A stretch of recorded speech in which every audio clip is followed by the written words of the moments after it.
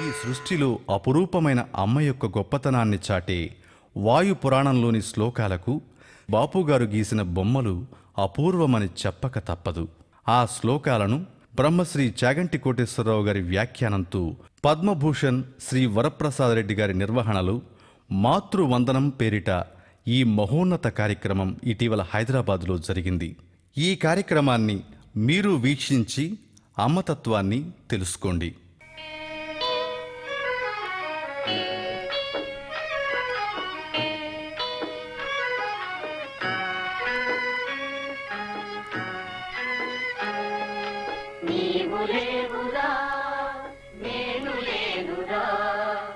అవనిలోన అమ్మలేని మనిషి అసలు లేడురా. నీవు లేవురా, నేను లేనురా. అవనిలోన అమ్మలేని మనిషి అసలు లేడురా. నీవు లేవురా, నేను లేనురా. అన్న తల్లి అనురాగం కడదాకా కవితో చెడు అదృష్టం అబ్బినతని భాగ్యమే భాగ్యమురా. అన్న తల్లి అనురాగం కడదాకా కవితో చెడు అదృష్టం అబ్బినతని భాగ్యమే భాగ్యమురా. నీవు లేవురా, నేను లేనురా. అవనిలోన అమ్మలేని మనిషి అసలు లేడురా. నీవు లేవురా, నేను లేనురా. అవనిలోన అమ్మలేని మనిషి అసలు లేడురా. ఇంద్రుడైనా చంద్రుడైనా ఇమ్మనిలో ఎవరైనా ఏనాడు ఒకనాడు అమ్మ చేతి పిల్లలుగా.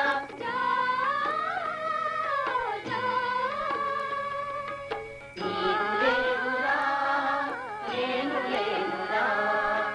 అవనిలోన అమ్మలేని మనిషి అసలు లేడురా.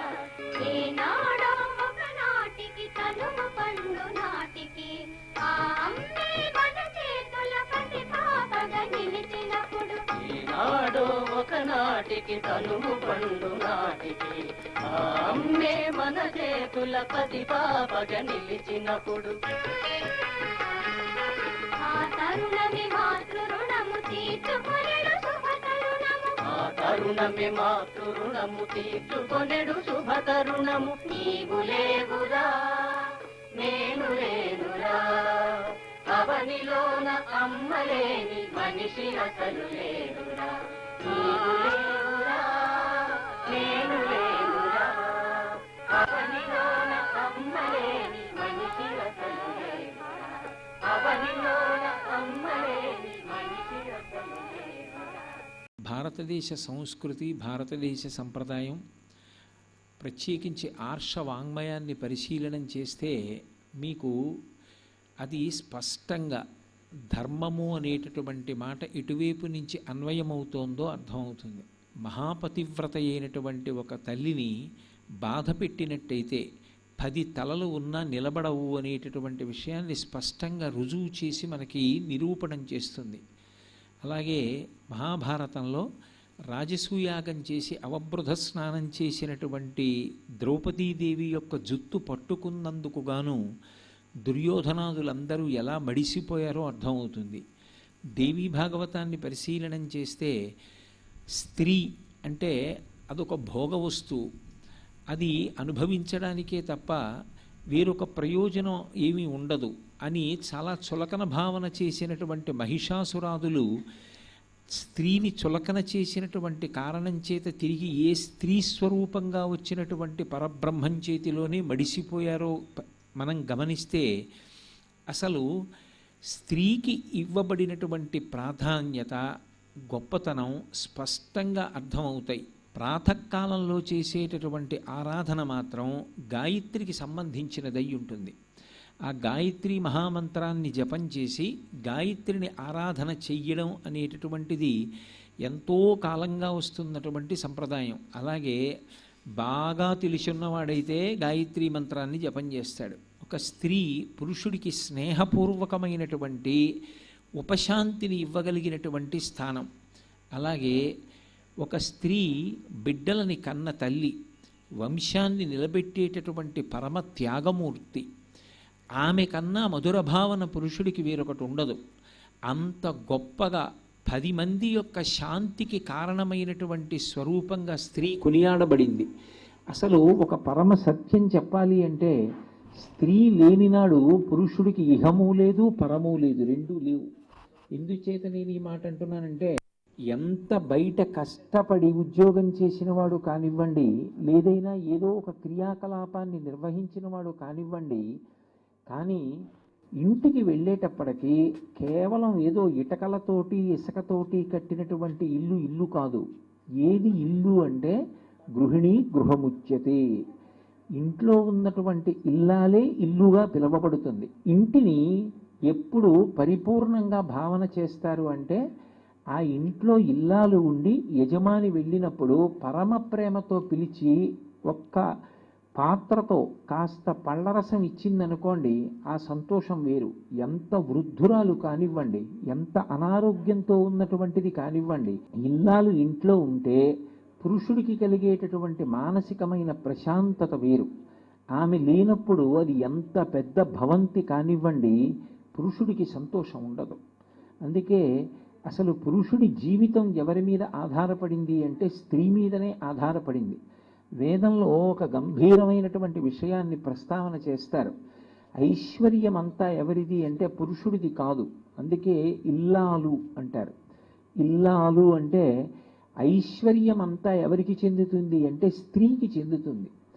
నాకు ఇవాళ సభామర్యాద ఉంది, ఒక సభలో అగ్రస్థానంలో కూర్చుని మాట్లాడగలిగినటువంటి వైభవాన్ని నేను పొందాను అంటే అది నా భార్య యందు అటువంటి గౌరవం నా యందు నిలబడేటట్టుగా ఉంచగలిగినటువంటి లక్షణము ఆమె యందు కూడా ప్రకాశిస్తే తప్ప, అది భార్య వైపు నుంచి కూడా సమర్థింపబడితే తప్ప పురుషుడు అలా నిలబడలేడు అని. అందుకే లలితా సహస్రనామ స్తోత్రం చేస్తూ వ్యాసుల వారు పులోమజార్చిత అంటారు. పులోమజ అనబడేటటువంటి శచీదేవి, పులోముని యొక్క కుమార్తె కాబట్టి పులోమజ. ఆమె చేత నిరంతరము లలితాపరాభట్టారిక అర్చింపబడుతూ ఉంటుంది. ఏమిటి ప్రతిపాదిద్దామని దాని చేత వ్యాసుల వారి హృదయం అంటే, లలితాపరాభట్టారిక స్వరూపం నిరంతరం పులోముని యొక్క కుమార్తె చేత ఆరాధింపబడుతోంది కాబట్టి ఆమె యొక్క భర్త అయినటువంటి ఇంద్రుడు ఇంద్ర పదవి యందు కూర్చోగలిగాడు. అందుకే ఇంటికి లక్ష్మి ఎవరు అంటే స్త్రీయే. ఆ కారణం చేతనే 5 లక్ష్మీ స్థానాల్లో ఒక స్థానాన్ని నిర్ణయం చేసినప్పుడు స్త్రీ యొక్క పాపట ప్రారంభ స్థానం ఏది ఉంటుందో దాన్ని లక్ష్మీ స్థానంగా శాస్త్రం నిర్ణయం చేసింది. నిజానికి వైదికంగా లక్ష్మీ స్థానాలు 5, 6వ స్థానం లేదు. అందులో మొట్టమొదటి స్థానం ఏది అంటే గోవు యొక్క వెనక తట్టు. అందుకే ఆవు అంత పూజింపబడుతుంది. గోవు యొక్క వెనక తట్టులో అమ్మవారు ఉంటుంది. మీరు మహాభారతం చదివితే మహాభారతంలో గోవుల్ని లక్ష్మీదేవి ప్రార్థన చేస్తే ఆవిడ అనుగ్రహించింది, నా పేడలోనూ పేడ బయటికి వచ్చేటటువంటి ప్రదేశంలోనూ ఉండమని. గోవు యొక్క వెనక తట్టులో ఉంటుంది. రెండవది పద్మమునందు నివసిస్తుంది. అందుకే అంతా పద్మ సంబంధం. పద్మాననే పద్మవూరు పద్మాక్షి పద్మసంభవే పద్మగంధిని పద్మముఖి అని అటువంటి తల్లి పద్మ సంబంధం ఉన్నది. పద్మము ఒక లక్ష్మీ స్థానం. మూడవది ఏనుగు యొక్క కుంభస్థలం. అందుకే విద్వాంసులైనటువంటి వారికి చేసేటటువంటి గొప్ప సత్కారం ఏమిటి అంటే గజారోహణం. ఏనుగు యొక్క కుంభస్థలం ఒక లక్ష్మీ స్థానం. 4వ లక్ష్మీ స్థానం సువాసిని యొక్క పాపట ప్రారంభ స్థానం. సువాసిని పాపట ఎక్కడ ప్రారంభం చేస్తుందో అక్కడ ఆ ప్రారంభంలో లక్ష్మీదేవి ఉంటుంది అని. అందుకే నిజానికి బొట్టు ఎక్కడుంచుకుంటారు అంటే ఇక్కడ ఉంచుకుంటారు అని. బొట్టు ఎన్నడూ మరుగున పడరాదు అన్నాను అనుకోండి, ఇక్కడ ఉన్న బొట్టు స్నానం చేసేటప్పుడు మరుగున పడుతుంది. అందుకే ఇక్కడ బొట్టు సింధూరంతో అలంకారం చేస్తారు. ఎందుకనంటే తడి తగిలినా స్నానం చేసినా దాని మత్స మాత్రం అలాగే నిలబడిపోతుంది. అంటే సువాసిని బొట్టు ఎప్పుడూ మరుగున పడకుండా ఉండడం అనేది దేని చేత సంభవము అంటే పాపట ప్రారంభ స్థానంలో అలంకరించుకుంటుంది. కారణం ఏమిటంటే ఆమె యజమానికి లక్ష్మి కాబట్టి. అందుకే గృహలక్ష్మి గృహే గృహే అని ఒకప్పుడు దేవేంద్రుడు లక్ష్మీదేవిని ప్రార్థన చేయడానికి వైకుంఠానికి వెడితే ఆమె నేను వైకుంఠంలోనే లేను, మిగిలిన ఎన్ని చోట్లున్నానో నీకు దర్శనమయ్యేలా అనుగ్రహిస్తున్నానని అనుగ్రహించింది. కైలాసే పార్వతీ త్వం చ క్షీరోధే సింధుకన్యకా స్వర్గే చ స్వర్గలక్ష్మిస్త్వం మర్త్యలక్ష్మిశ్చ భూతలే వైకుంఠే చ మహాలక్ష్మిర్దేవదేవీ సరస్వతి గంగా చ తులసీ త్వం చ సావిత్రీ బ్రహ్మలోకగా కృష్ణ ప్రాణాధిదేవీ త్వం గోలోకే రాధికా స్వయం రాసే రాసైశ్వరీ త్వం చ బృందావనే అని చిట్ట చివరికి ఆవిడ రాజ్యలక్ష్మి రాజగేహి గృహలక్ష్మి గృహే గృహే ప్రతి గృహమునందు కూడా ఆమె గృహలక్ష్మి అయి అంటే ఆ ఇంటి ఇల్లాలై ఉంటుంది. అందుకే అసలు లక్ష్మి ఉండేటటువంటి స్థానం ఏది అంటే తన ఇంటి ఇల్లాలి, ఆమెయే లక్ష్మి. ఒకచో మాట్లాడుతూ లక్ష్మీదేవి అంటుంది, నేను ఏ ఇంట స్థిర నివాసం చేస్తాను అంటే భార్యాభర్తలు పరమ అనుకూలంగా అస్తమానం దెబ్బలాడుకోకుండా సంతోషంగా ఎక్కడ జీవనం చేస్తూ ఉంటారో నేను అక్కడ ఉంటాను అంటుంది. అందుకే భార్య ఇహమునందు సమస్తమైనటువంటి సౌఖ్యములకు కారణం. వంశం వర్ధిల్లింది అంటే ఆమె వల్లే, యజ్ఞం చేశాడు అంటే ఆమె వల్లే, అన్నం తిన్నాడు అంటే ఆమె వల్లే. ఆమెలా సుఖాన్ని ఇవ్వగలిగినది, ఆమెలా శాంతిని ఇవ్వగలిగినది లోకంలో వేరొకరు ఉండరు. ఎంత బాధ పడనివ్వండి, బయట ఏదైనా పడకూడని మాట పడనివ్వండి, మనసు ఖేదపడినా ఇంటికి వెళ్ళేటప్పటికి భార్య సేద తీరిస్తే భార్య చేత సేద తీర్చబడినటువంటి పురుషుడు ప్రసన్న చిత్తుడవుతాడు. అసలు పరిణతి, ఓదార్పు, అసలు ఆ శాంతిని ఇవ్వగలిగినటువంటి లక్షణము ఎవరి యందున్నదో వేదం నిర్ధారణ చేసింది. 10 మంది కొడుకుల్ని కని పెంచి పెద్ద చేసి వాళ్ళని సమున్నతమైనటువంటి స్థానములలోకి తీసుకొచ్చినటువంటి తండ్రికి కించిత్ అతిశయం కలుగుతుంది. వీణ్ణింత కష్టపడి పైకి తీసుకొచ్చాను, వాణ్ణింత కష్టపడి పైకి తీసుకొచ్చానంటాడు. కానీ 10 మంది పిల్లల్ని పెంచి పెద్ద చేసిన తర్వాత ఏ 70 సంవత్సరము వయస్సు వచ్చిన తర్వాత 10 మంది కొడుకులు 10 మంది కోడళ్ళు మనవలు కూడా వచ్చి అందరితో కలిసి అన్నం తింటున్నాడు అనుకోండి, ఏదో ఒక కొడుకుని ఉద్దేశించి నువ్వు ఇలా చేయకుండా ఇలా చేయరా అన్నాడు అనుకోండి, నాన్నగారు మీకేం తెలుసు నాన్నగారు, మీరు పెద్దవారు అయిపోయారు, నాకు తెలుసు కదా అన్నాడు అనుకోండి, వెంటనే తండ్రి అవమానింపబడినట్లుగా భావన చేసి మూతి ముడుచుకుని ఎక్కడో కూర్చుంటాడు.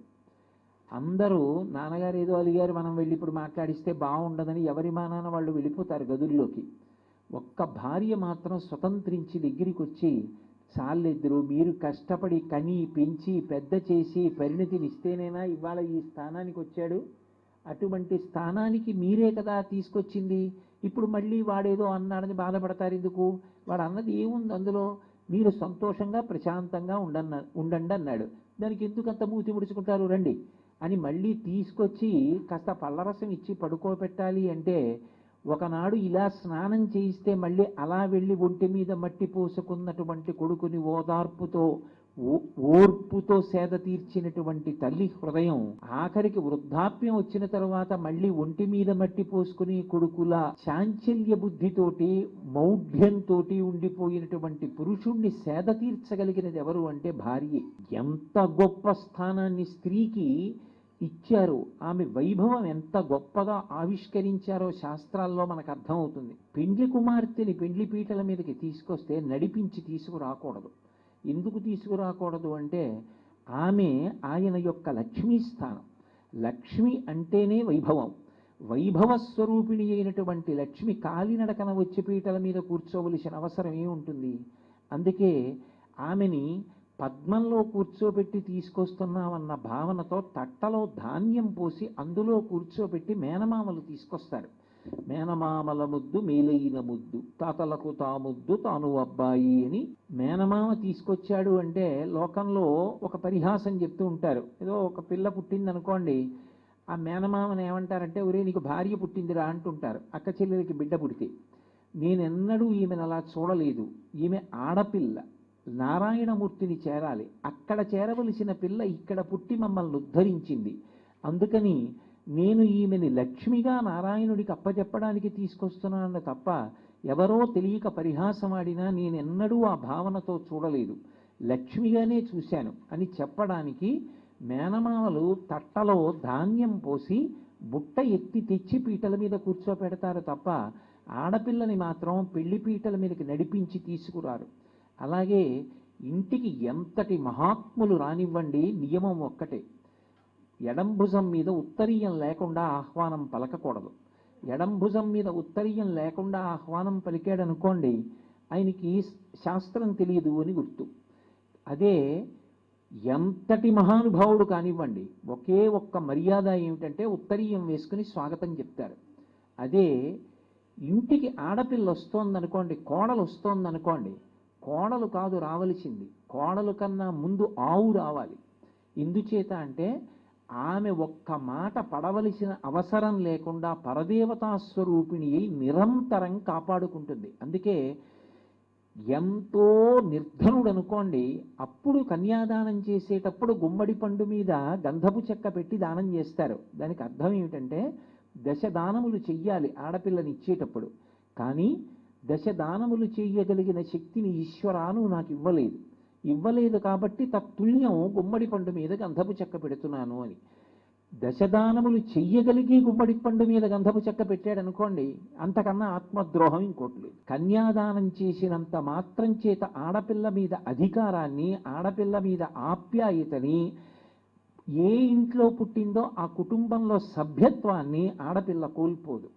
ఆడపిల్ల కన్యాదానం చెయ్యబడినప్పటికీ ఆమెకి పుట్టింటి యందు స్థానం అలాగే ఉంటుంది. అందుకే కుటుంబము అన్నారనుకోండి, కుటుంబము అన్న మాటని నిర్వచనం చేశారు.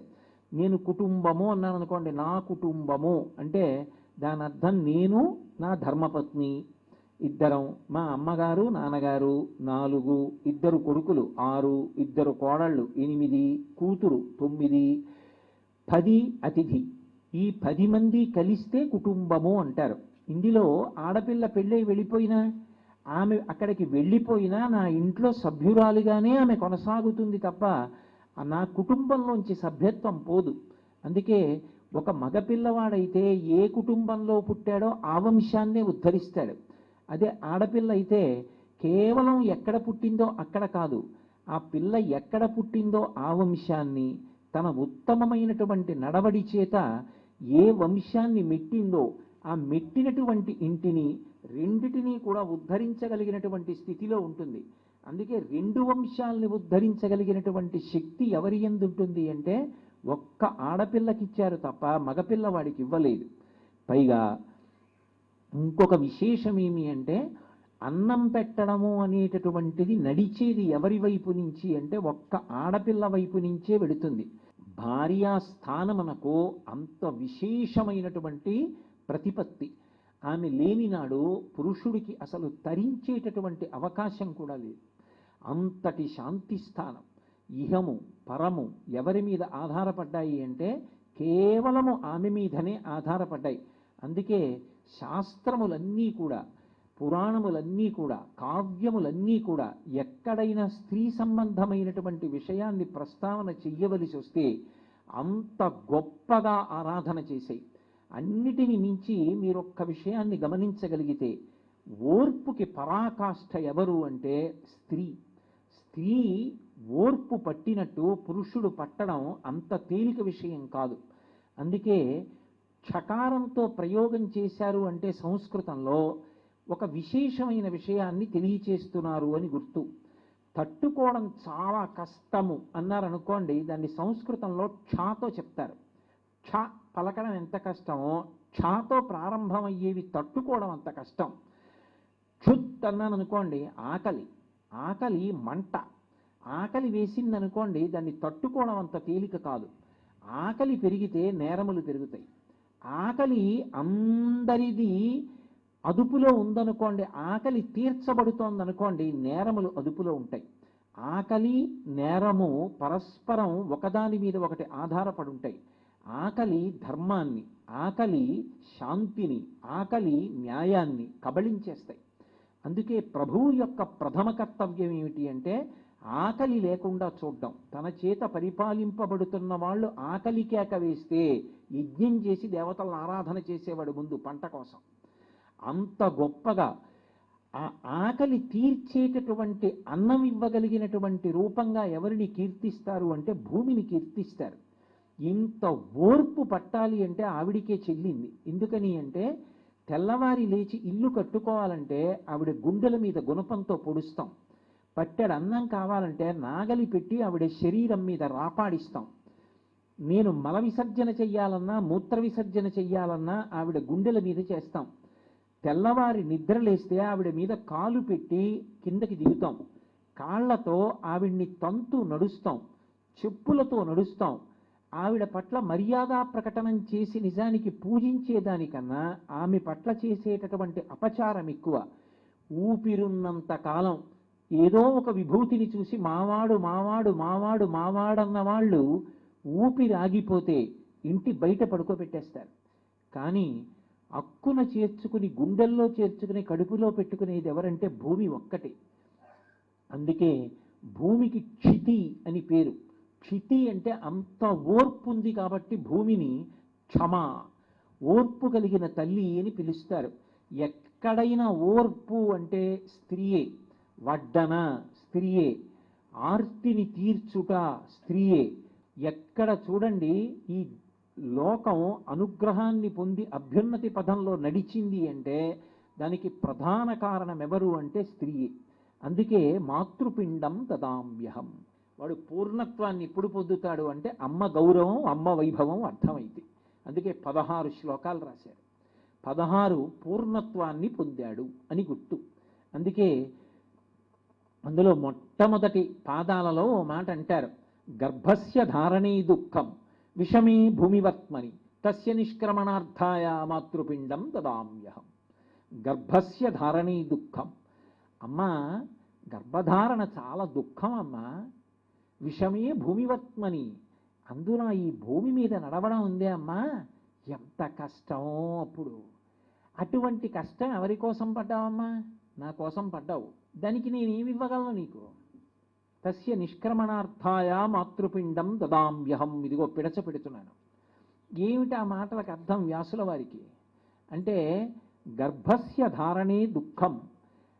అసలు గర్భాన్ని ధరించడం అనేటటువంటిది అత్యంత క్లేశభూయిష్టమైన విషయం.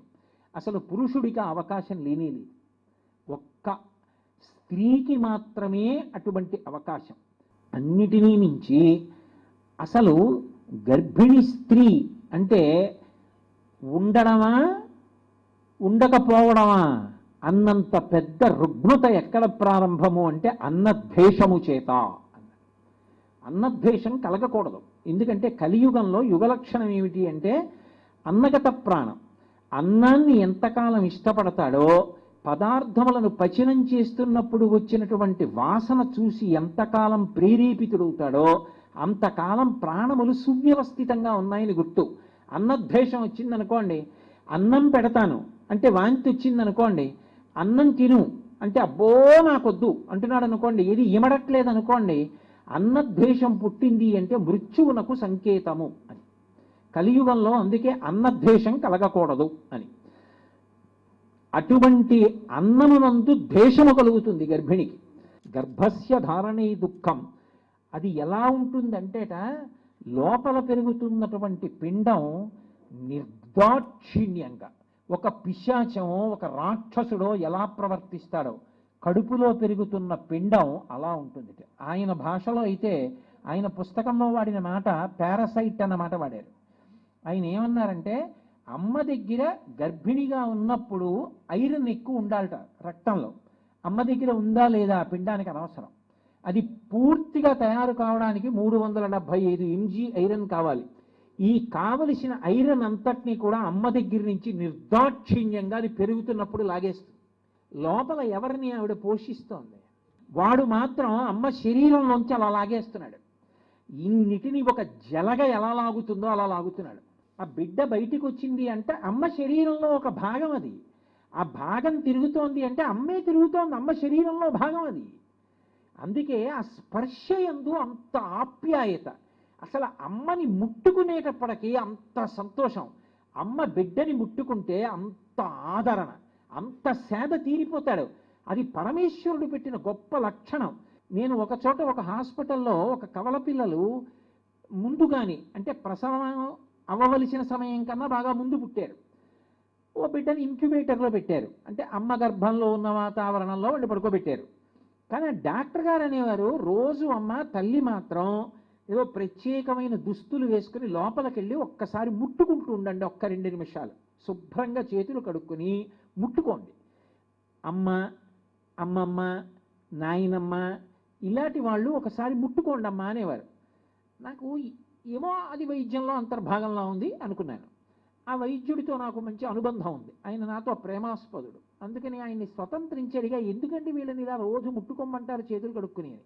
ఆయన నాతో ఓ మాట చెప్పారు, గురువుగారు మీకు ఒక విషయం చెప్తున్నాను, వీళ్ళు పరమ పసితనంలో ఉండగా ఎవరి స్పర్శని పొందారో అది వాళ్ళ జీవితాంతం గుర్తుంటుంది. 2, ఈ స్పర్శ వాళ్ళు కష్టంలో ఉన్నప్పుడు మళ్ళీ తగిలితే మనసు సేద తీరుతుంది.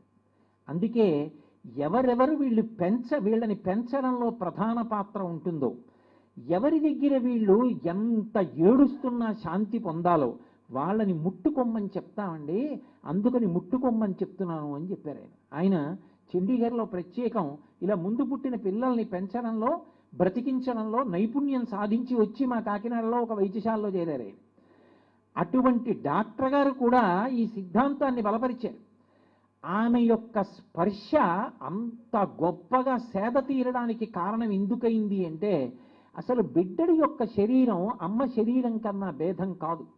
అందుకే గర్భస్య ధారణే దుఃఖం, ఇన్ని వాంతులో లోపల ఎవరు పెరుగుతున్నాడో, ఎంత లాగేస్తాడో, ఎంత శక్తి లాగేస్తాడో, విషమే భూమివర్త్మని. అసలు భూమి మీద ఆమె నడుస్తుంటే ఎత్తు పల్లాలలో నడవాలనుకోండి ఎంత కష్టమో. She throws away her shoulders and beans back. In medical terminology we call it the pride of a mother అన్నారు ఆయన. భుజాలు ఇలా వెనక్కి వేసి ఇలా కూర్చుంటుందిట ముందుకి. అది తల్లితనానికి ఉన్నటువంటి గొప్పతనం. కార్తీక పౌర్ణమి అందరూ దీపాలు ఎడుతున్నారు, ఆమె గుడిలోకి వెళ్ళి దీపం పెట్టుకోలేదు. ఏమో ఏ రాత్రో ఏ పగలో ఏ క్షణంలో ప్రసవం అవుతుందో ఒక్కతే అలా పడుకుంటుంది. బిడ్డడు లోపల కాలు పెట్టి తంతే కాలు పెట్టి మురిసిపోతుంది. అమ్మ లాంటి వ్యక్తి జీవితంలో ఎక్కడ దొరుకుతుంది? ఆ పిల్లవాడిని లోపలున్నప్పుడు అంతే, బయటికి వచ్చాక అంతే. నా జీవితంలో ప్రత్యక్షంగా చూశాను. నా స్నేహితుడు ఒకసారి నన్ను ఒక ఉపకారం అడిగాడు. ఏమయ్యా నువ్వెవరిని అడగక్కర్లేదయా, నువ్వు నాతో వస్తే చాలు, ఏదో ఉన్న ఊళ్ళో నీకున్న గౌరవం అది, కాబట్టి నువ్వు వస్తే నాకు పని అవుతుంది, కాస్త నాతో రావయ్యా, నువ్వెవరిని అడగద్దు, నువ్వు నాతో రా చాలన్నాడు. పాపం స్నేహితుడు అడిగాడు, అదే అడగరా అని విషయం ఏం అడగలేదు, చాలా చిన్న విషయం అడిగాడు. తప్పకుండా వెడదాం లేవయ్యా అన్నాను. మా ఇంటి నుంచే వెళ్ళిపోతున్నాం, ఒక్కసారి మా ఇంట్లో కప్పు కాఫీ తాగి వెళ్ళిపోదాం అని. సరే కాదని లేక పద అని వాళ్ళ ఇంట్లోకి వెళ్ళాం. అమ్మ కొద్దిగా కాఫీ అమ్మ, తొందరగా వెళ్ళిపోవాలి, మేము వేరే ఆఫీస్కి వెళ్ళాలమ్మా ఒక పని మీద అని. ఆవిడ గబగబా కాఫీ పెట్టి తీసుకొచ్చి అక్కడ పెట్టేశారు. అదేమబ్బా అలా కింద పెట్టేశారు ఏమిటి అనుకున్నాను నేను. అమ్మా నమస్కారం అమ్మా అన్నారు. ఆవిడ ఇలా కూడా అనలేదు.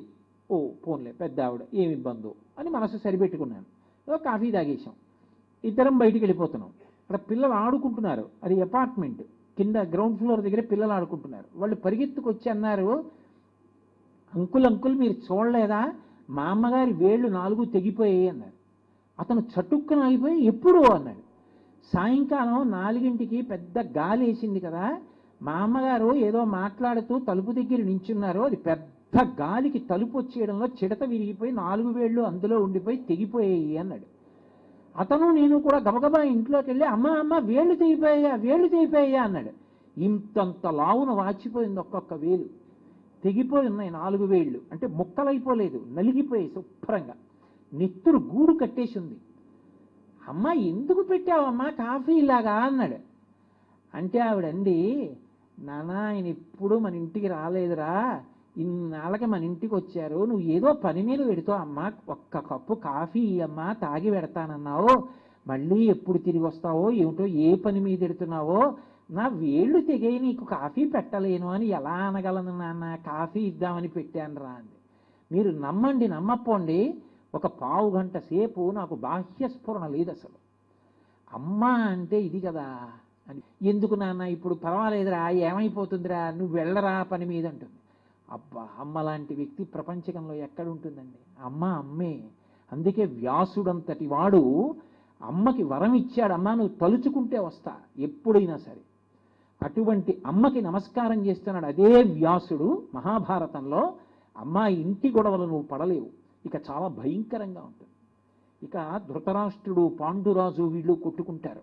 అమ్మా ఏదైనా తట్టుకోగలవేమో కానీ నీ కళ్ళ ముందు నీ పిల్లలు కొట్టుకుంటుంటే చూడలేవు, వానప్రస్థానికి వెళ్ళిపో అన్నాడు.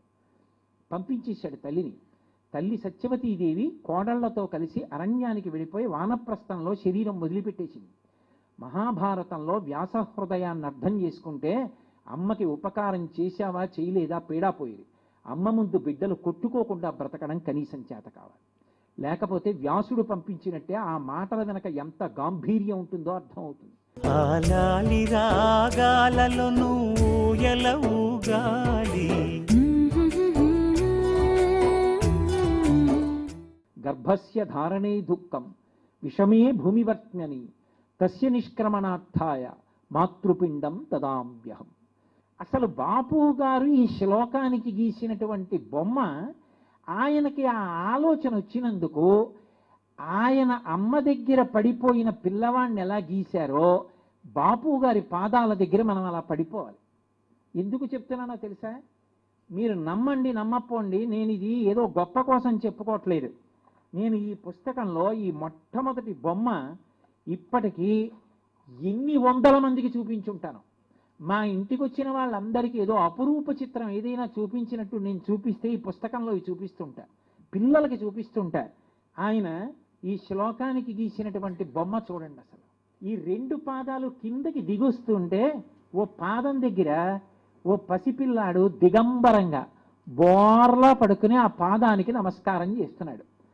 బాపు గారి దృష్టిలో మనందరికీ ప్రతినిధిగా ఆయన చేస్తున్న నమస్కారం, లేదా వ్యాసుడిలా నమస్కారం చేశాడు అన్నది ఆయన భావన.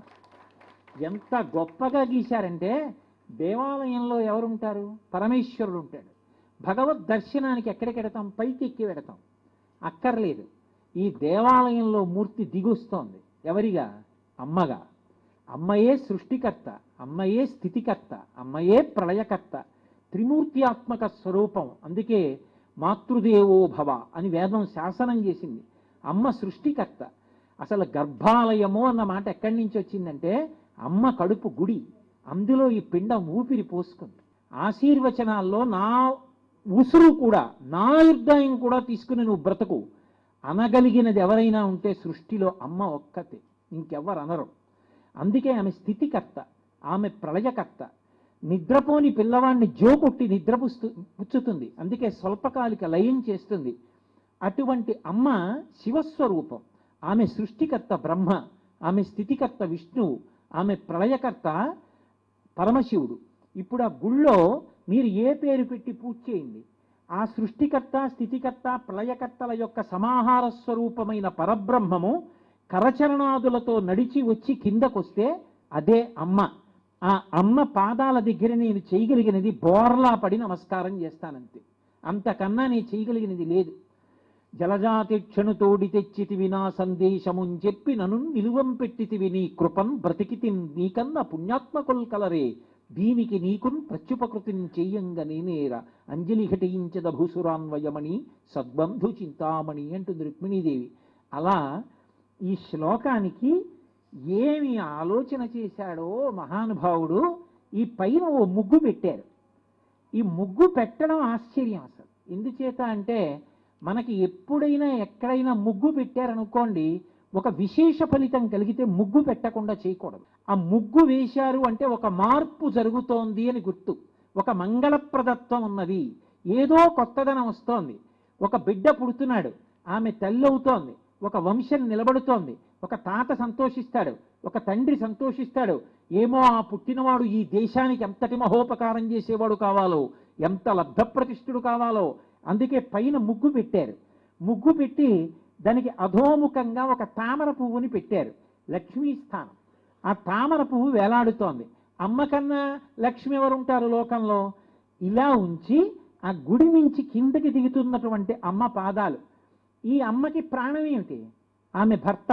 అందుకే ఆమె పాదములకు ఉండవలసిన మంజీరములు, ఆమె వేళ్లకు ఉండవలసినటువంటి మట్టెలు సౌభాగ్య సూచనగా ఉంచారు. ఎంత పవిత్ర పాదాలో ఆ గుడిలోంచి దిగొస్తున్నటువంటి మాతృమూర్తి. చిత్రం ఏంటంటే ఆవిడ నడిచే దారి అంత తేలిక కాదు. ఈ దారి దిగుస్తున్నప్పుడు ఇలా ఉంది, కానీ నమస్కారం చేసిన తర్వాత ఇక్కడ దారి అంత రాళ్ళు, పైకి తేలిపోయినటువంటి మొనలు, ఇంత కష్టంలో ఆవిడ నడవబోతోంది. ఎవరి కోసం?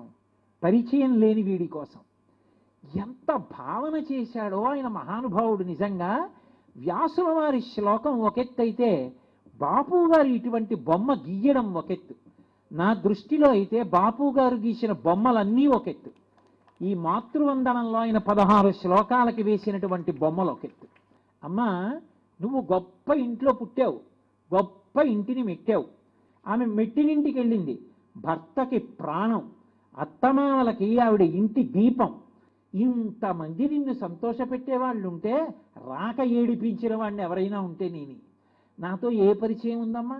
నేనెవరో తెలియదు, వచ్చి ఏం చేస్తానో తెలియదు, పేరు తెస్తానో అప్రతిష్ట తెస్తానో. అయినా అమ్మా నా కోసం ఏడిచావా? చింత పెట్టుకున్నావా? యావత్పుత్రో నభవతి, నేను పుట్టనంత కాలం అంత ఏడిచావా? తావత్ మాతృశ్చ చింతనం, నేను పుట్టనంత కాలం ఏడిపే, నేను పుట్టాక అమ్మయ్యా నా జీవితం సార్థక్యం అన్నావు. ఎక్కడిది ఈ సంస్కృతి ఈ జాతికి? ఒకప్పుడు సీతమ్మని తీసుకెళ్ళి గంగ ఒడ్డును విడిచిపెట్టారు. విడిచిపెడితే సీతమ్మ లక్ష్మణస్వామితో అంది, ఓ లక్ష్మణ, నాకిప్పుడు 2 మార్గాలున్నాయి. ఏమిటో తెలుసా? ఇదిగో ఎదురుగుండా గంగా ప్రవాహం వెడుతోంది, నా కడుపులో రామచంద్రమూర్తి యొక్క అంకురములున్నాయి. ఇప్పుడు నేను ఈ గంగలో ప్రవేశించి చిజేయం రాజవంశస్తు నేను శరీరాన్ని విడిచిపెట్టేయచ్చు. కానీ నేను అలా విడిచిపెట్టను. ఎందుకు విడిచిపెట్టనో తెలుసా? మీ అన్నగారు నన్ను పెళ్లి చేసుకున్నప్పుడు చెప్పినటువంటి ప్రతిజ్ఞ ధర్మ ప్రజాపత్యర్థం అన్నాడు. ధార్మికమైన సంతానము కొరకు ఈమె పాణిని గ్రహిస్తున్నానన్నాడు. ఆయన వంశం నిలబడడం నా చేతిలో ఉంది. ఆయన ప్రమాణాన్ని నిలబెట్టి ఆయన సంతానాన్ని ఆయనకి అప్పజెప్పేసి వెళ్ళిపోతాను తప్ప నేను ఈ అంకురములను చంపే అధికారం నాకు లేదు. ఈ పిల్లల కోసం కాదు ఆయనకి భార్యగా వచ్చాను, ఆయనకి పత్నిగా వచ్చాను, ఆయనకి అప్పజెప్పి వెళ్ళిపోతానంది. చజేయం రాజవంశస్థు భర్తుర్మే పరిహాస్యతే అందావిడ. కాబట్టి నఖల్వద్యైవ సౌమిత్రే జీవితం జాహ్నవీజలే అంటుంది. ఈ దేశంలో స్త్రీ గొప్పతనం అది. ఆఖరికి తాను చచ్చిపోయేటప్పుడైనా సరే అమ్మా అని పిలిపించుకొని ఆ బిడ్డన్ని అప్పజెప్పి వెళ్ళిపోవాలి. అమ్మలా భావన చెయ్యగలిగినటువంటి వాళ్ళు ఉండరు. శ్రీరామాయణాన్ని విశేషంగా ప్రచారం చేశారు శ్రీభాష్యం అప్పలాచార్య స్వామి వారిని. రామాయణం పుస్తకం చంకలో పెట్టుకుని ట్రైన్కి ఎలమంచిలెళ్ళి అడిగిన వాళ్ళ ఇంట్లో ప్రవచనం చెప్పి చాలు నా జన్మకి రామాయణం చెప్పానని వస్తుండేవారు.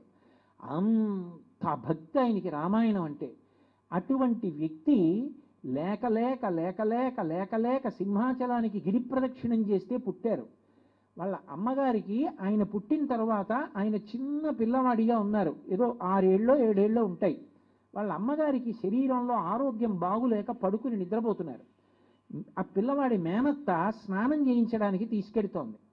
ఆవిడికి తెలివి వచ్చి లేచి ఆడపడుచుని పిలిచి అన్నారు, అమ్మా వీడి శరీరం అంత మంచిది కాదమ్మా, 2 మాటలు తలస్నానం చేస్తే పడిశం పడుతుంది, పడిశం పడితే జ్వరం వస్తుంది, 4-5 రోజులు బాధపడతాడమ్మా, నేను ఇంకొక 2-3 గంటల కన్నా ఉండను, వెళ్ళిపోతాను, వీడు మళ్ళీ అప్పుడు తలస్నానం చెయ్యాలి కదా, ఇప్పుడు తలస్నానం చేసి అప్పుడు తలస్నానం చేస్తే పడిశం పడుతుందేమోనమ్మా, ఒక్క 2-3 గంటలు ఆగకూడదా, నేను వెళ్ళిపోయాక చేయించకూడదా అని అడిగింది. అలా అంటావేం వదినా, చేయించనులే అని వదిలేసింది ఆవిడ.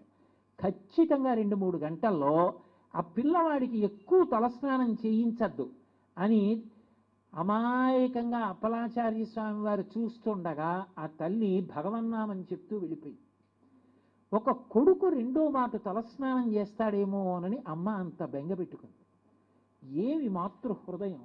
అమ్మలాంటి వ్యక్తి ప్రపంచంలో ఎక్కడుంటుంది? అమ్మలాంటి వ్యక్తి ఇక సృష్టిలో ఉండదు. అమ్మకు అమ్మే సాటి. బాపు గారి యొక్క కోమల హృదయం ఎక్కడుందో తెలుసా? అది తెలుసుకుని అర్థమైన తర్వాత నాకు గర్భాలయాన్ని ఇచ్చినందుకు నీకు కృతజ్ఞత చెప్పాలి. సంస్కారం లేదు, మాటలు లేవు, కానీ పుట్టిన నన్ను చూసుకుని మురిసిపోయి, అమ్మా నువ్వు నా ఒళ్ళంతా ముద్దులు పెట్టుకున్నావా, అమ్మా నీకేం చేయగలనమ్మా, మళ్ళీ ఒక్కసారి ఆ పసితనంలోకే వెళ్ళి నీ కళ్ళు తుడుస్తానమ్మా వచ్చేస్తున్నానని. ఆలాలి రాగాలలో ఊయల ఊగాలి. యావత్ పుత్రో నభవతి తావత్ మాతృశ్చ చింతనం తస్య నిష్క్రమణార్థాయ మాతృపిండం దదామ్యహం అని.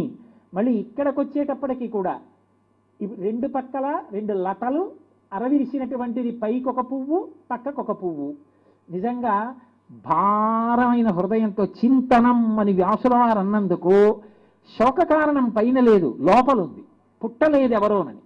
ఆవిడ లోపల బాధపడుతూ ఇలా పెద్ద పెద్ద కళ్ళు మూసుకుంటే అందులోంచి పడుతున్న ఆ నీటి బిందువుని కొడుకు ఇలా తుడుస్తున్నట్టుగా, అందులో ఏదో ఒక్క చేత్తో తుడవడం కాదు, అసలు ఆ గీయడంలో కోమలత్వం, పరమ ప్రేమతో ఇలా వేళ్లు పెట్టి అమ్మ గడ్డం పట్టుకుని యువతల చేత్తో ఇలా వేళ్లు పెట్టి అమ్మ బుగ్గల దగ్గర కన్నీళ్లు తుడుస్తున్నాడు. ముఖం లేదు, ఆ ముఖం నాది మీది అందరి, అమ్మ ముఖం మాత్రం గీశారు. ఏమి బాపు గారు, ఒక తల్లి ఎంత అపురూపమైన సంస్కారాన్ని పొంది ఉంటుందో, ఎంత త్యాగబుద్ధిని కలిగి ఉంటుందో, ఎన్ని మంచి లక్షణాలు తనంత తానుగా పొంది ఉంటుందో. కేవలం సప్తధాతువులతో చర్మము, రక్తము, మాంసము, కొవ్వు, అస్థి, శుక్ల, మేధ అనబడేటటువంటి 7 పదార్థములతో చేయబడినటువంటి మాంసపిండాన్ని మాత్రమే తన కడుపులో తయారు చేయడం కాదు, జీవుడు అందులో ప్రవేశించడానికి, గత జన్మలలో చేసుకున్నటువంటి పాపాన్ని పోగొట్టుకోవడానికి, కొత్తగా పుణ్యకర్మ ఆచరించడానికి, లేదా విశేషమైనటువంటి పుణ్యకర్మని ఏ విధమైనటువంటి ప్రతిఫలాపేక్ష లేకుండా శాస్త్రాన్ని ప్రమాణంగా ఆచరించి, అలా ఆచరించినటువంటి కారణం చేత పొందినటువంటి చిత్తశుద్ధి వలన పాత్రతను పొంది, పాత్రత వలన జ్ఞానమును పొంది, జ్ఞానము వలన ఇక మళ్ళీ పుట్టవలసిన అవసరం లేని పునరావృత్తి రహిత శాశ్వత శివ సాయుధ్య స్థితిని ఒక జీవుడు శరీరం ఉంటే తప్ప పొందడం సాధ్యం కాని స్థితిలో అనుగ్రహించిన అది అమ్మ వల్లే. అమ్మ కడుపు కేవలం మాంసపిండం తయారు కావడానికి మాత్రమే కాదు, అమ్మ కడుపులో ఉండగా అమ్మ ఏది విందో, అమ్మ ఎంత ప్రశాంతమైనటువంటి స్థితిని అనుభవించిందో, అమ్మ దేని యందు అనురక్త అయిందో అవే లక్షణాలని పిండం కూడా పొందుతుంది అని, లోపల పెరుగుతున్నటువంటి పిండం విషయాల్ని వింటుంది, సంస్కారాన్ని పొందుతుంది అన్న విషయంలో ఏ విధమైనటువంటి అభ్యంతరము లేదు. మహాభారతంలో ఉత్తరాగర్భంలో ఉన్నటువంటి అభిమన్యుడు తండ్రి అయినటువంటి అర్జునుడు చెప్తున్నటువంటి పద్మవ్యూహం గురించి విన్నాడు అన్న విషయం పరమసత్యము అనడానికి ఇవాళ వైద్యశాస్త్రం కూడా అంగీకరిస్తుంది. 5వ నెల దాటిన తరువాత పిల్లలు ఏ విషయాన్ని తల్లి వింటోందో అదే విషయాన్ని లోపల ఉన్నటువంటి పిండం కూడా వింటుంది. విని దాన్ని సంస్కారంగా ఏర్పాటు చేసుకుంటాడు. అందుకే మీరు మహాభారతం, రామాయణం లాంటి వాటిని పరిశీలనం చేస్తే శర్మిష్ఠ యొక్క కుమారుడికి శర్మిష్ఠ యొక్క లక్షణాలు వస్తాయి. అందుకే పూరుడు అంత గొప్పవాడు కాగలిగాడు. శకుంతల యొక్క లక్షణాలు పొందినటువంటి భరతుడు అంత గొప్పవాడు కాగలిగాడు. అలాగే కురువంశానికి అంతటికీ కూడా వంశకర్త అయినటువంటి కురుప్రభువు, ఆయన కూడా తల్లి పోలిక వలన, తపతి పోలిక వలన అంత గొప్ప స్థితిని పొందగలిగాడు. అమ్మ కేవలం మాంసపిండాన్ని తయారు చేయడం కాదు, తాను గర్భం ధరించినప్పుడు ప్రయత్నపూర్వకంగా దేన్ని వింటుందో అటువంటి సంస్కృతిని, అటువంటి స్వచ్ఛమైనటువంటి హృదయాన్ని, మంచి లక్షణాల్ని లోపల ఉన్నటువంటి జీవుడు పొందుతాడు. అంటే అమ్మ కడుపులోకి ప్రవేశించినటువంటి జీవుడు గత జన్మలలో చేసుకున్నటువంటి వాసనల్ని తెచ్చుకున్నప్పటికీ కూడా అమ్మ 5వ నెల నుంచి 9వ నెల వరకు ఏవి విందో దాని వలన లోపల ఉన్నటువంటి శిశువు యొక్క వాసన బలాన్ని కూడా పోగొట్టి ఉత్తముడైనటువంటి వ్యక్తిగా తయారు చెయ్యగలిగినటువంటి ఆదర్శవంతమైన జీవి లోకంలో ఎవరు అంటే అమ్మ ఒక్కతే. అది తండ్రి ఇవ్వలేడు, అది తల్లి ఒక్కతే ఇవ్వగలదు. అంత గొప్ప స్థితిని ఒక్క స్త్రీ మాత్రమే పొంది ఉంటుంది. కానీ ఆమె ప్రతి క్షణం మృత్యువుకి దగ్గరవుతూ ఉంటుంది.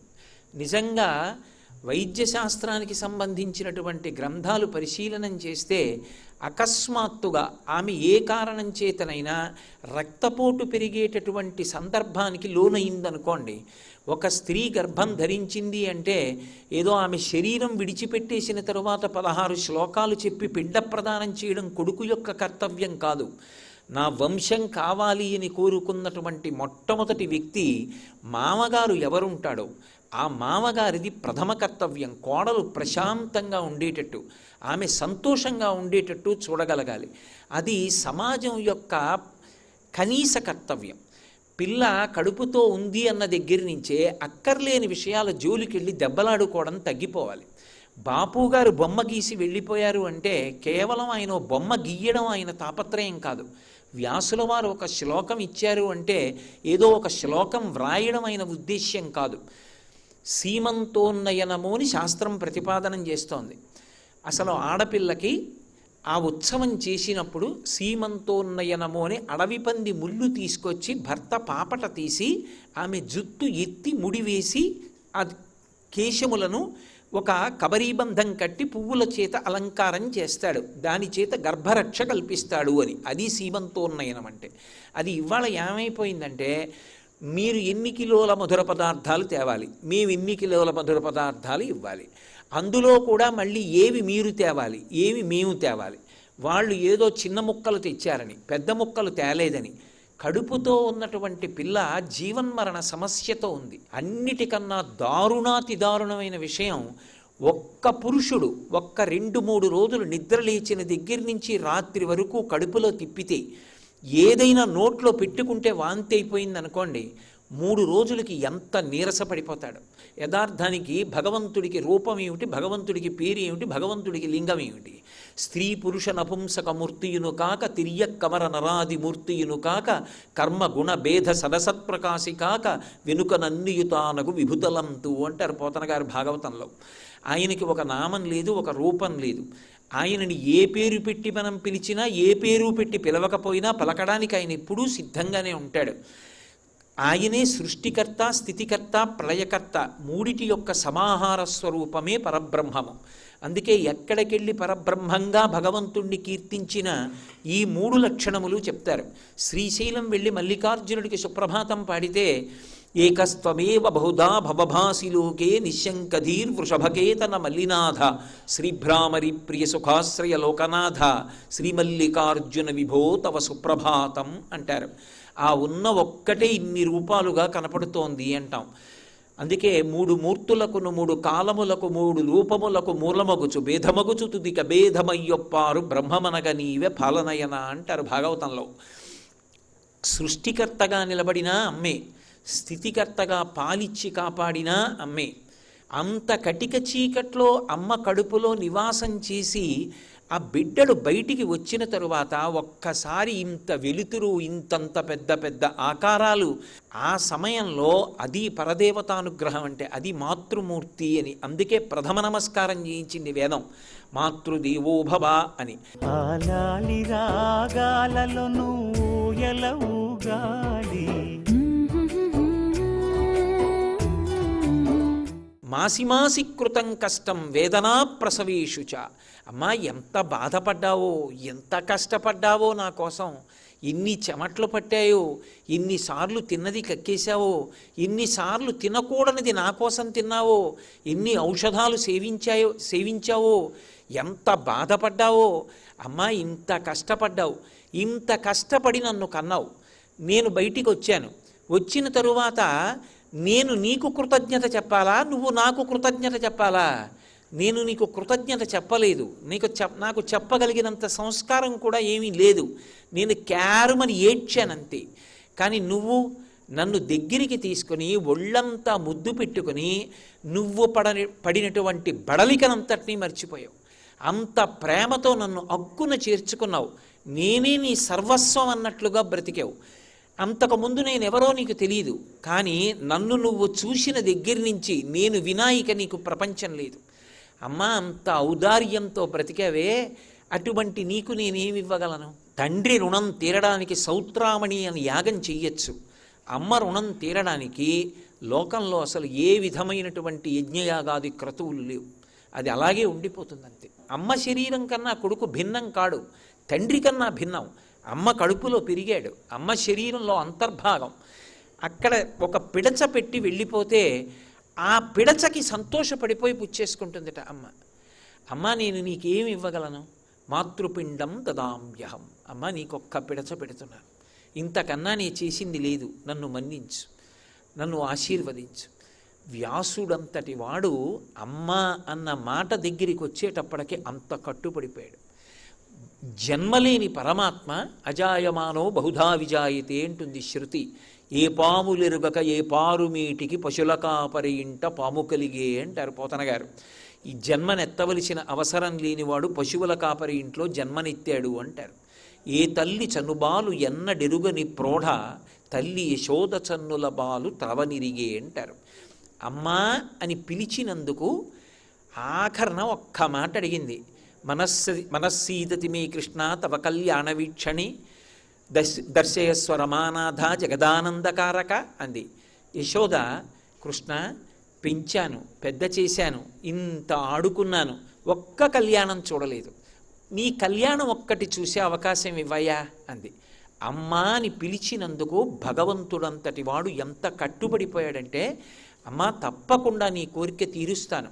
కృష్ణావతారంలో కళ్యాణాలు అయిపోయి అవి నేను కర్మ సంబంధంగా చేసుకునేవి కావు, ఇచ్చిన మాట పూర్తి చేయడానికి చేసుకుంటూ ఉంటాను.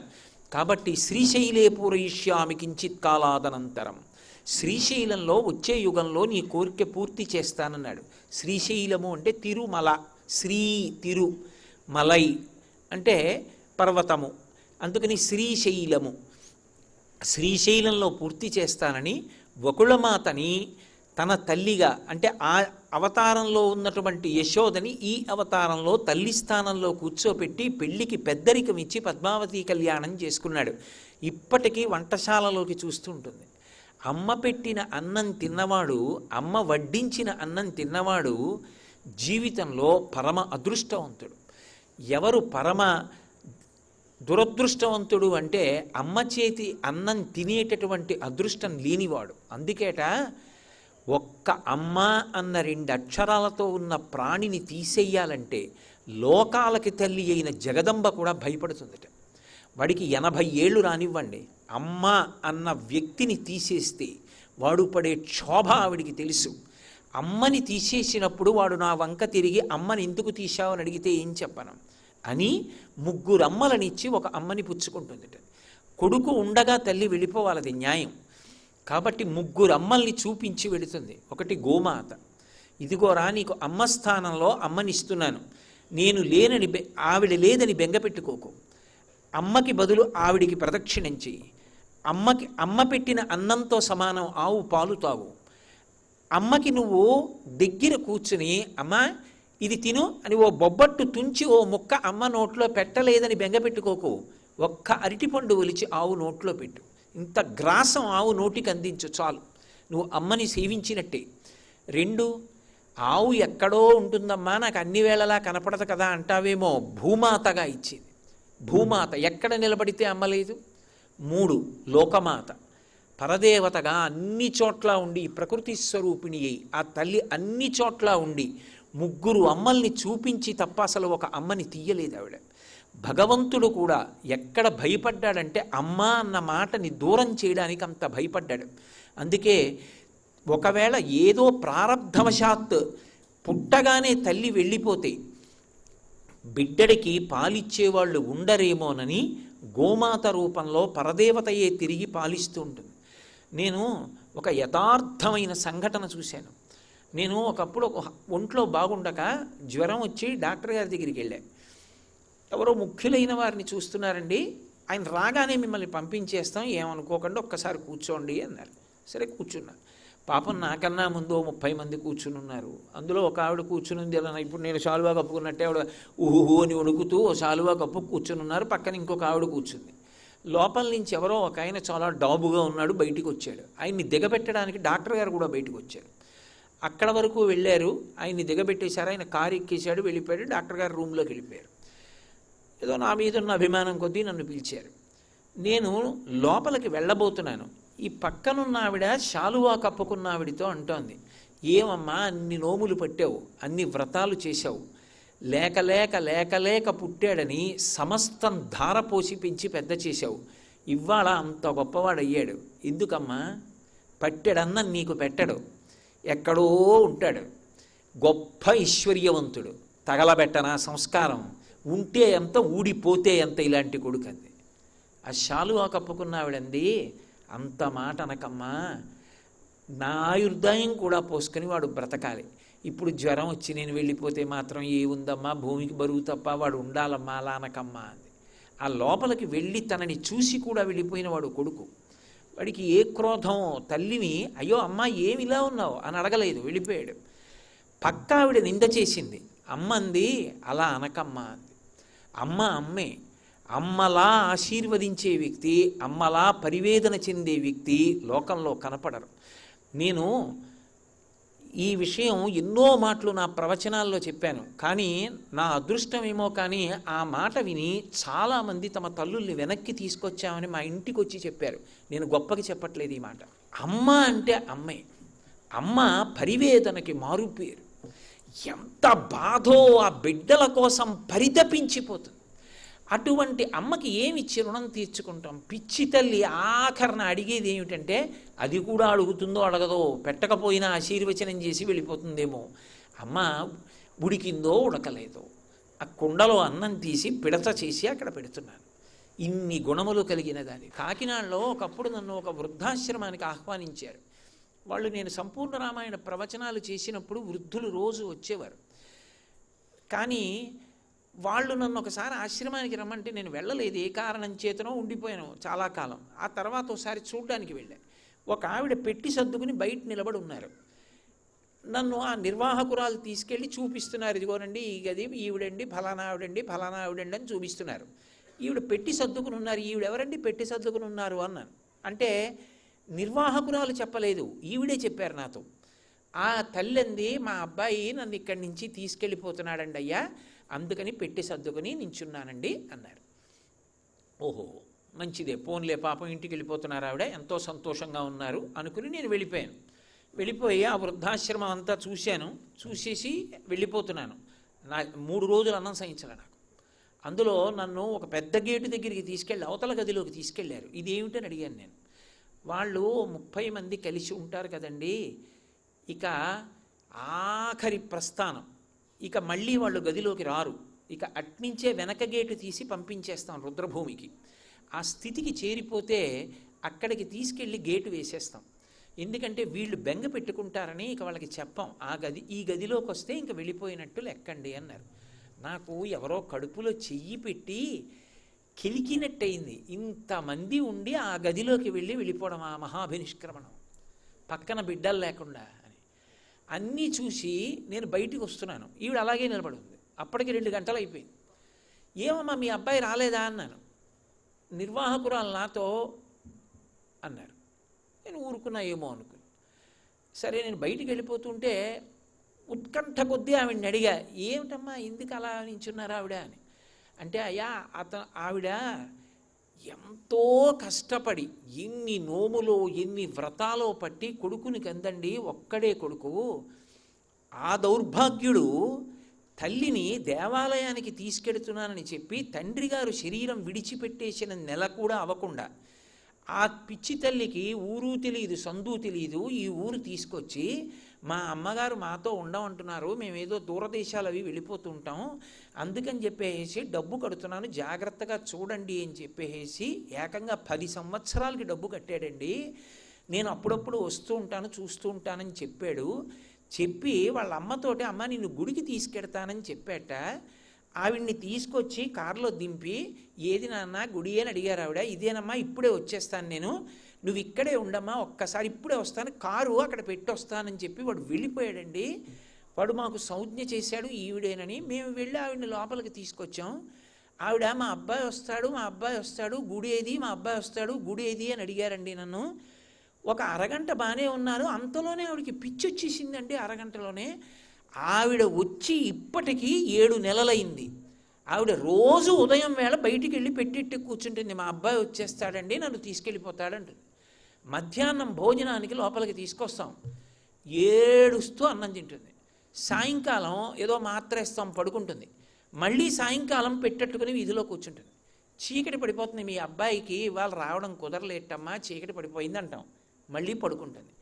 మీరు నమ్మండి నమ్మపోండి, పరమ పవిత్రమైన వేదిక మించి చెప్తున్నాను నేను ఈ మాట. నేను అది విని ఇంటికి వచ్చి 3 రోజులు అన్నం తినలేకపోయాను. అబ్బా, ఇంత దారుణమా, మానవత్వానికే మత్స కదా అనిపించింది. అమ్మే, కొడుకు వచ్చి తీసుకెళ్తానన్నవాడు రాలేదని అరగంటలో పిచ్చెక్కింది ఆవిడికి.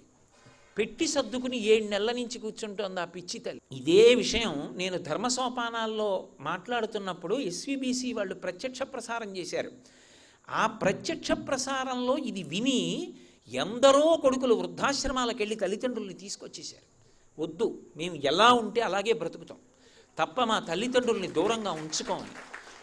అది నా జీవితంలో నాకు ఒక భయంకరమైన విషయాన్ని చూడవలసి వచ్చినా అది చెప్పి ఉపకారం చెయ్యగలిగానేమో అని ఎక్కడో సంతోషం మిగిలిన, ఇప్పటికీ నా జీవితంలో నాకు చాలా భయం. ఏమిటి అంటే, వృద్ధాశ్రమం చూడ్డానికి రమ్మంటే నాకు ఎంత భయం.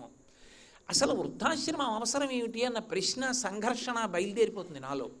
శరీరానికి గరిమనాభి స్థానం మారి విపరీతమైన నడువు నొప్పి వస్తుందట. అంత నడువు నొప్పి వస్తే 2 చేతులు ఇలా వేసుకొని ఆ బాధతో ఆవిడ ఇలా వెనక్కి వంగింది. నిజంగా మహానుభావుడు ఏ లోకంలో ఉన్నారో కానీ ఆ తల్లి ముఖం ఇలా పైకెత్తి ఆవిడ పడుతున్న బాధ ఎంత బాధో. ఆ ముఖంలో ఇలా జుట్టు ఇలా కంటి మించి చెంప మీద పడుతుంటే, కడుపులో తల కిందకి పెట్టి కాళ్ళు పైకి పెట్టి పడుకున్నటువంటి పిండం ఎంత బాధో. ఇంత బాధ వెనక సంతోషం ఏమిటంటే, నేను బిడ్డని కనబోతున్నాను, నేను అమ్మనవుతాను. ఇంత బాధ ఒక పూట, ఒక గంట, ఒక రోజా. ఓ మంచం మీద పడుకోలేకపోయింది, నేల మీద పడుకోలేకపోయింది, కుర్చీలో కూర్చోలేకపోయింది, ఓ సినిమాకి వెళ్ళలేకపోయింది, కార్తీక పౌర్ణమి వస్తే పెరట్లోకి వెళ్ళి దీపం పెట్టలేకపోయింది, కడుపు నిండా తినలేకపోయింది. అయినా కూడా లోపల పిండానికి సంస్కారం రావాలని ఏవో మంచి విషయాలు ఓపిక చేసుకుని వింటూనే ఉంది. అమ్మా, ఎంత కష్టపడ్డావో. వ్యాసుడి హృదయం కదిలిపోయి శ్లోకంగా వస్తే, ఈ శ్లోకాన్ని ఇంత గొప్పగా అర్థం చేసుకుని ఇంత గొప్ప బొమ్మగా శ్లోకాన్ని తీసుకొచ్చినందుకు బాపు గారు బహుశः ఇక్కడ పాంచభౌతిక శరీరాన్ని విడిచిపెట్టి ఉత్తమ లోకాలకు వెళ్ళిపోతుంటే వ్యాసుల వారు ఎదురుగుండా కనపడి దర్శనమిచ్చి నమస్కారం పుచ్చుకుని ఆశీర్వచనం చేసి ఉంటారు అనుకుంటున్నాను. ఆ అమ్మ కడుపు, అందులో ఉన్న శిశువు, అమ్మ పడిన పరివేదన, ఆవిడ నడున్నొప్పి. ఒక పురుషుడు, ఒక చిత్రకారుడు, ఒక కళాకారుడు పరకాయ ప్రవేశం చేశాడు, తాను గర్భిణి అయ్యాడు. తాను గర్భిణి అయి అమ్మ ఎంత పరివేదన పొందుతుందో ఆయన అంత పరివేదన పొంది ఆయన కుంచెలోంచి బొమ్మగా జాలువారింది. ఏ లోకంలో ఉన్నా బాపు గారి పాదాలకి నమస్కారం.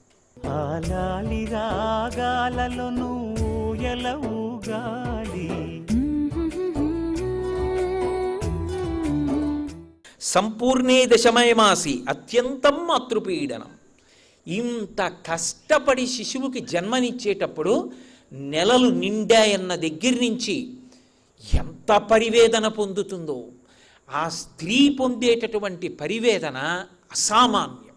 అసలు ఆ కష్టాన్ని ఒక్కసారి చదివితే ఆమె పడే బాధ ఏముంది. నేను ఇలా అన్నానని నన్ను మన్నించండి.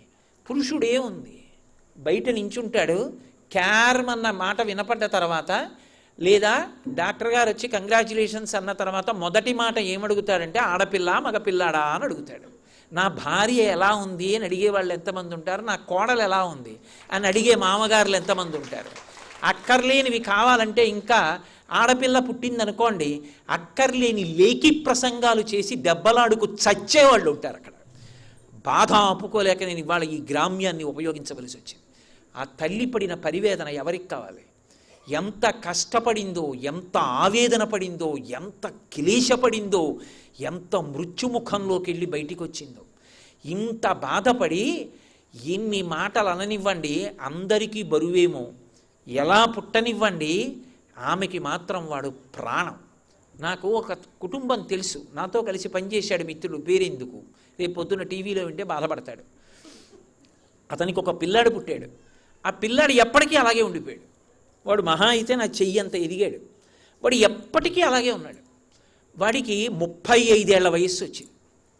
35 ఏళ్ల వయస్సు వస్తే వాళ్ళ అమ్మగారు, వాడికి 35 ఏళ్ల వయస్సు వస్తే 35 ఏళ్లలో ఆవిడ వెళ్ళిన పెళ్ళిళ్ళు ఒక 3ఓ 4ఓ, అది కూడా పెళ్ళికి వెళ్ళి వెనక్కి వచ్చేసింది 3 రోజులు. 35 ఏళ్ళు ఆవిడ గడప దాట్లా, సినిమాకి కూడా వెళ్ళాల. ఎందుకో తెలుసా? ఆవిడికి తప్ప తెలియదు వాడు అరిచే అరుపులు.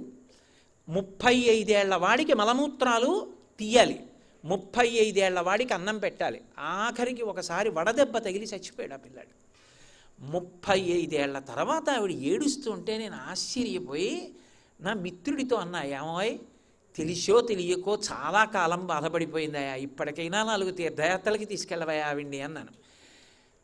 అసలు తల్లి గొప్పతనం ఎక్కడ ఉంటుందంటే, లోకం అంతటికి బరువు కావచ్చు, ఎన్ని బలహీనతలు ఉన్నాయో అమ్మ సమస్త త్యాగం చెయ్యడానికి అదే కారణం అవుతుంది. వాడికి ఓ కాలు తోటకూర కాడలా వేలాడింది అనుకోండి, చచ్చిపోయే వరకు దానికోసమే ఏడుస్తుంది. వాడెలాగో, వాడి జన్మ ఎలాగో, వాడెలాగో అని ఏడుస్తూనే ఉంటుంది. అమ్మలా ఎడవగలిగిన వ్యక్తి, అమ్మలా ప్రేమించగలిగిన వ్యక్తి, అమ్మలా త్యాగం చెయ్యగలిగిన వ్యక్తి, అమ్మలా బాధపడగలిగిన వ్యక్తి లోకంలో ఉండదు.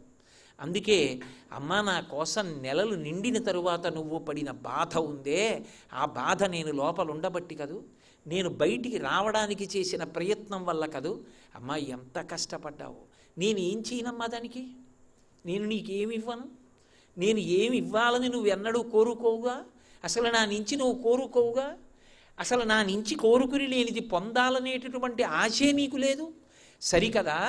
నిజంగా నిర్ధనుడైనటువంటి బిడ్డ అమ్మకి ఏదైనా చేయబోయాడనుకోండి, అమ్మ బాధపడుతుంది. నా అదృష్టమో దురదృష్టమో ఈ ప్రవచనాలు పేరు చెప్పి ఎన్నో కుటుంబాలతో పరిచయం, ఎందరో వస్తుంటారు, మాట్లాడుతుంటారు. కొందరి గురించి విని నాకు ఆశ్చర్యం వేస్తుంది. ఉన్న డబ్బు అయిపోతుందేమో పిల్లలకి, రేపు పొద్దున్న వాళ్ళ జీవితం ఎలా అని, తనకి ప్రాణాంతకమైనటువంటి వ్యాధి వచ్చిందని, రాత్రుళ్ళు తనకి చాలా విపరీతమైన నొప్పి వస్తోందని తెలిసి గట్టిగా ఆమె బాధపడి కొద్దిగా గట్టిగా మాట్లాడినా, అరిచినా, ఏదైనా బాధతో చిన్న కేక వేసినా, నిద్రపోతున్న కొడుకు నిద్ర మానుకుని లేచొచ్చి పక్కన కూర్చుంటాడేమో, పిల్లాడికి నిద్రాభంగం అయిపోతుంది అని నోరు కుక్కుని గట్టిగా కూడా అరవకుండా బాధని మింగుకుని శరీరత్యాగం చేసేసిన తల్లిదండ్రులు ఉన్నారు. ఇక ఆఖరణ శరీరం వెళ్ళిపోతోందనగా కోరేది ఏమిటి అంటే, ఆ కొడుకు తొడ మీద తల పెట్టుకుని శరీరం విడిచిపెట్టేయాలని కోరుకుంటారు. అంతే. ఏం కావాలి? ఆ కొడుకు బాగుండాలి, వాడు లబ్ధప్రతిష్ఠుడు కావాలి, వాడు కీర్తి ప్రతిష్టలతో ఉండాలి, వాడు 3 పూట్ల తినాలి, వాడు నిద్రపోవాలి, వాడు సుఖంగా ఉండాలి. ఆమెకేం అక్కర్లేదు. అలా ఉండగలిగినది ఎవరుంటారు లోకంలో? ఒక్క అమ్మ తప్ప. అందుకే అమ్మయే పరదైవం. అమ్మ కన్నా ఇంకా కాళ్ళు చేతులతో నడిచే దైవం లోకంలో ఉండదు. అమ్మ, నువ్వు నెలలు నిండిన తరువాత పడినటువంటి పరివేదన ఉందే, దానికి నేనేమిచ్చి రుణం తీర్చుకోనమ్మా?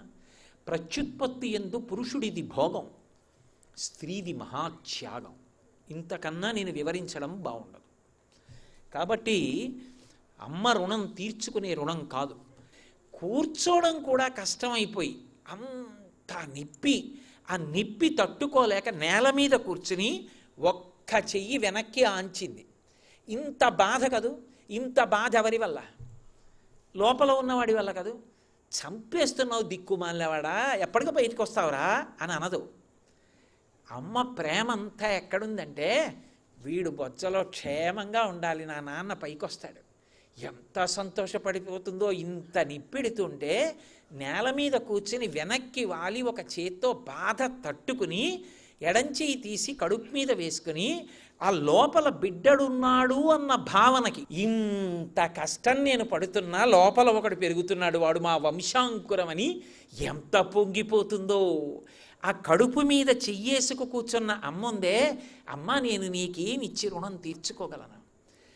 బహుశः వ్యాసుల వారు పిల్లవాడైపోయి అమ్మ పడిన క్లేశాన్ని శ్లోక రూపంలో ఆవిష్కరిస్తే బాపు గారు ఒక పసిపిల్లవాడైపోయి అమ్మ పాదాన్ని, పిల్లవాడు బోర్లా పడుకొని అమ్మ కాలు ఇలా చేత్తో పట్టుకుని అమ్మ పాదం మీద నమస్కారం చేస్తున్నాడు అనుకోకండి మీరు. వాడు నమస్కారం చేయట్లేదు, అమ్మ పాదాల మీద తలపెట్టి నిద్రపోతున్నాడు. ఏమిటి చిత్రం అంటే అమ్మ స్పర్శ చాలు పిల్లాడికి. ఎంత విచిత్రంగా ఉండంటే అమ్మ నాది అంటాడు. ఎంత సౌందర్యలహరో, ఎంత అనుభవించారో శంకర భగవత్పాదులు. అమ్మ కట్టి విప్పిన బట్టకుంది శాంతినివ్వగలిగిన లక్షణం, ఇంకా అమ్మకు ఉండదు. దాని కొరకు అమ్మ నీకు పిండం పెడుతున్నారు. అసలు నిజంగా ఆ మాట ఎంత బాధాకరం. ఇంతకన్నా ఏం చేయగలను? ఏమి లేదు చేయడానికి అమ్మకి. ఏ ఇంటి ఇల్లాలైనా అంతే. బసవపురాణంలో పాల్కురికి సోమనాథుడు చెప్పినట్టు ఇవాల్టి మొగ్గలో పసరిక వాసన ఉంటుంది. ఆ మొగ్గ పువ్వు అయితే సువాసన వస్తుంది. మొగ్గలో లేని సువాసన పువ్వులోకి ఎక్కడి నుంచి వచ్చిందంటే ఇవాల్టి కన్నెపిల్లలో లేనటువంటి ఆ భావనలు రేపు తల్లి అయ్యేటప్పటికి వచ్చేస్తాయి. అందుకే ఎక్కడైనా సరే స్త్రీ కనపడితే అంత పవిత్ర దృష్టికోణంతో చూడడం ఈ జాతి లక్షణం. అటువంటి లక్షణం నుంచి జాలిపోయి పరమ భయంకరమైన చూపులతో పురుషులందరూ కీచకులయ్యేటటువంటి వ్యవస్థ తొలగిపోవాలని బహుశా బాపు గారు ఎంత పరివేదన పొందుంటారో. అందుకే ఆయన ఈ 16 శ్లోకాలకి ఇంత గొప్ప బొమ్మలు గీశారు. ఆలాలి రాగాలలో ఊయల ఊగాలి. పాదాభ్యాం తడయేత్పుత్ర జనన్యా పరివేదనం తస్య నిష్క్రమణార్థాయ మాతృపిండం దదామ్యహం. పాదాభ్యాం తడయేత్పుత్ర, అమ్మకి కొడుకిచ్చినటువంటి గొప్ప బహుమానం ఏమిటి? అమ్మని కాలు పెట్టి తన్నడం. అమ్మ కన్నా పూజనీయమైనటువంటి ప్రాణి ఇక లోకంలో లేదు.